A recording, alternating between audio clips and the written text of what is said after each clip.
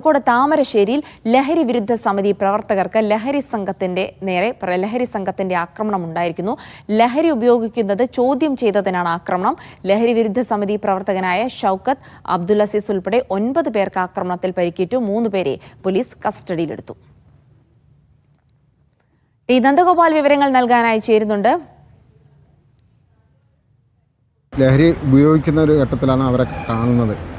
അവസരത്തിൽ അവരോട് ഈ കാര്യങ്ങൾ ഇവിടെ നടക്കില്ല എന്ന് പറഞ്ഞ് നമ്മൾ ആ പീടിയൻ്റെ ഓണറേയും വിളിച്ച് താക്കീത് ചെയ്ത് വിടുകയും ചെയ്തു. പിന്നെയും അവർ ആവർത്തിച്ച് അത് ഈ ആവർത്തനം ഇവിടെ പാടില്ല എന്ന് പറഞ്ഞ് വിട്ടതിൻ്റെ ആ വൈരാഗ്യത്തിൽ അവർ പുറത്തു നിന്നുള്ള ലഹരിൻ്റെ ആൾക്കാരെ കൂട്ടുപിടിച്ചുകൊണ്ട് ഈ പറഞ്ഞ ഈ പ്രവർത്തകനെ അവരെന്ത് ചെയ്തു, മർദ്ദിച്ചു.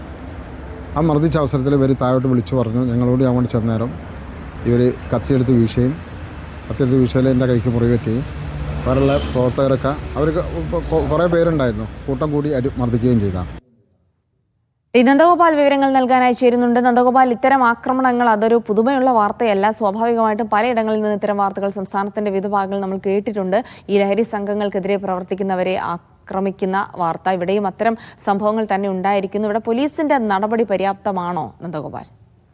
അതായത് ഈ ലഹരി സംഘത്തിന്റെ ആക്രമണം ഒരു തുടർക്കഥയാകുന്നു എന്നുള്ളതാണ് ഇതിൽ നിന്നും മനസ്സിലാക്കാൻ പറ്റുന്നത്. അവരെ തടയുകയോ അല്ലെങ്കിൽ അവരെ എതിർക്കുകയോ ചെയ്താൽ ആ ആളുകളെ ഇവർ ആക്രമിക്കുന്നു എന്നുള്ളതാണ്. ഇന്നലെ സംഭവിച്ചതും ഇതേ സംഭവമാണ്. അതായത് താമരശ്ശേരി ചുരത്തിന്റെ 4ാം ചുരത്തിൽ വെച്ച് ഒരു കടയിൽ നിന്നുമാണ് ഈ ആളുകൾ ലഹരി ഉപയോഗിക്കുന്നത്. ഈ ലഹരി വിരുദ്ധ സംഘം കണ്ടത്. അതോടുകൂടി ഈ സംഘം എത്തി ഇവരെ തടയുകയായിരുന്നു, ലഹരി ഉപയോഗിക്കുന്നത് തടഞ്ഞു.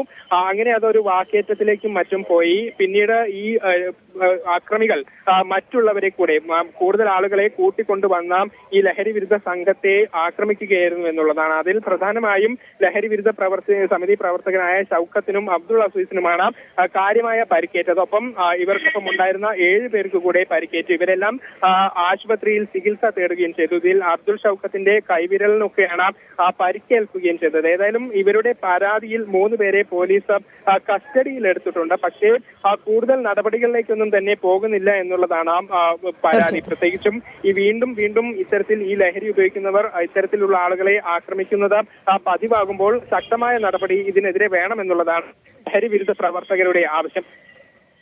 ശരി നന്ദഗോപാൽ, സ്വാഭാവികമായിട്ടും അത്തരത്തിലുള്ള ആവശ്യം തന്നെയാണ്. ഇത്തരം ഒരു ആക്രമണം നടക്കുമ്പോൾ പോലീസ് അതിൽ കൃത്യമായി ഇടപെട്ട് ഒരു മാതൃകാപരമായ ശിക്ഷ നടപ്പാക്കുകയാണെങ്കിൽ ഇത്തരം ആക്രമണങ്ങൾ ഉണ്ടാവില്ല എന്നുള്ളത് തന്നെയാണ് ചൂണ്ടിക്കാണിക്കപ്പെടുന്നത്. ഏതായാലും ഈ കേസുമായി ബന്ധപ്പെട്ട് എന്തൊക്കെ കാര്യങ്ങൾ ഇനി നടക്കുമെന്ന് കൂടി നമുക്ക് കണ്ടറിയാം.